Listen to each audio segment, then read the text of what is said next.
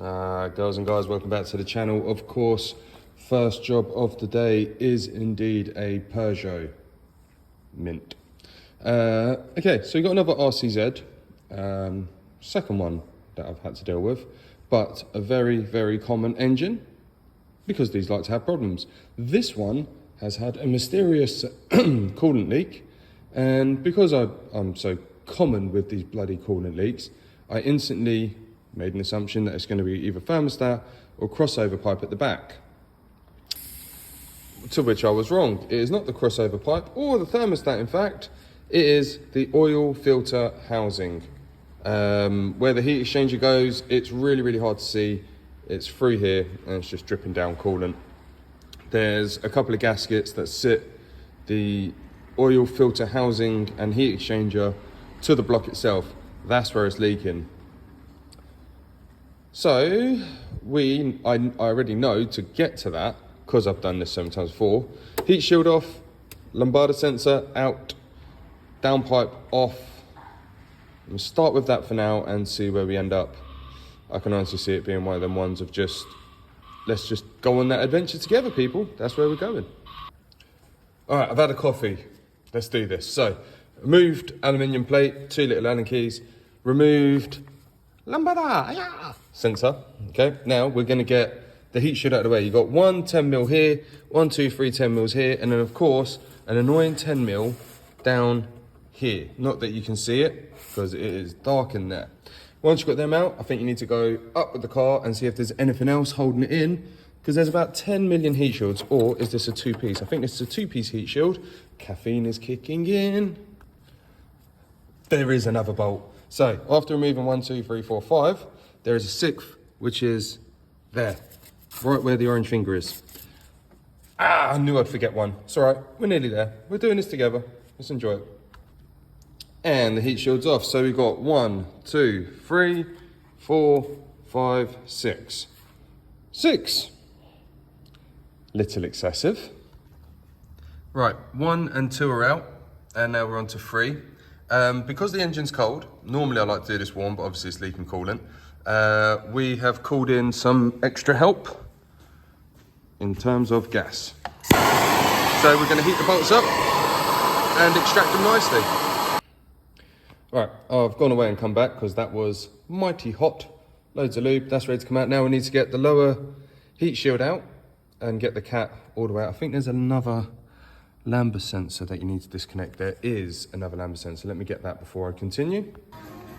Okay, so the big heat shield's off. You can see where the coolant leak is vaguely coming from. It's in there somewhere. So it's 4 10mm to get the heat shield off, and then I think that's a 15 or a 16 to get that off, and then we can get the meow out. Okay, so the cat is now out of the way. So next up, we need to remove this bracket, 10mm up there, and I think 13mm, and then a couple of 10mm to get the remaining heat shield out. And the leak, you can just start seeing the traces of pink from inside there. All right, what we've done, I've drained the oil because we are going to get oil contamination. I've removed the oil filter. So I've removed pipe 1 from here and pipe 2 from here. I'm going to get this pipe out of the way, which is a big one up there. So once I've removed that, then we'll have more space to get things done. So more pieces of the puzzle are coming out. The auxiliary water pump, or some sort of water pump of some sort. 2 8mm, get that out of the way, put that in with the pile of stuff on the floor. I've also removed that 119 that goes from the turbo. Now we're getting access to this. It's looking a bit better. We just need to move the wires out of the way, and then we can start actually unbolting the housing after many hours wasted doing this. Still can't actually show you where the leak is coming from, but it is inside there. I don't know if you're gonna see up and over. No, you can't see nothing. Trust me, it's from there. So just checking where all the bolts are, I've just seen there is that plug that you can see in the mirror, reverse looked. Need to get that plug out, and then you should have an easy day. We can move all the wiring up out of the way, and then we can take this out nice and easily. I fancy taking this out on the floor so I can actually replace all the seals properly and clean it all up. So yeah, 1 seal under the actuator, not seal, 1 plug that is underneath the turbo actuator. Okay, so there's 4 screws that hold that on.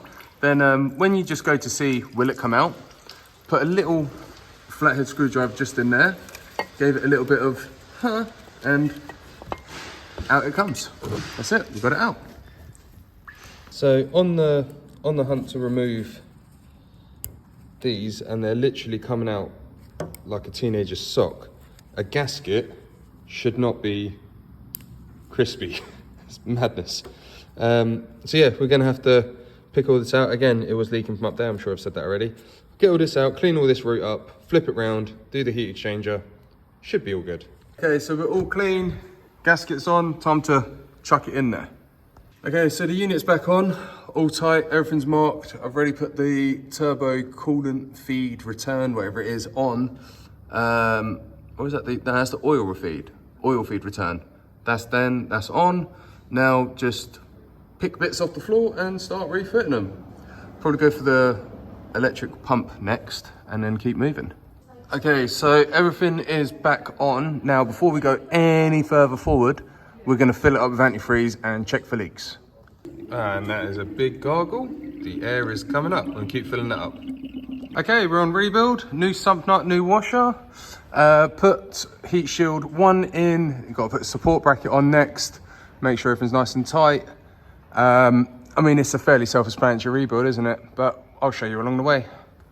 Okay, so big fast forward. Everything is back on. Just got to put heat shield, turbos bolted up. And we are looking good. Lambda sensor's connected up there. Spilt a bit of coolant, don't worry about that. So now heat shields, oil's in the engine, and we're gonna start it up in a minute. So, all back together, everything's all well and good. No leaks, just gotta bleed the coolant system, put the heaters on, yada, yada, yada, and then give it a road test.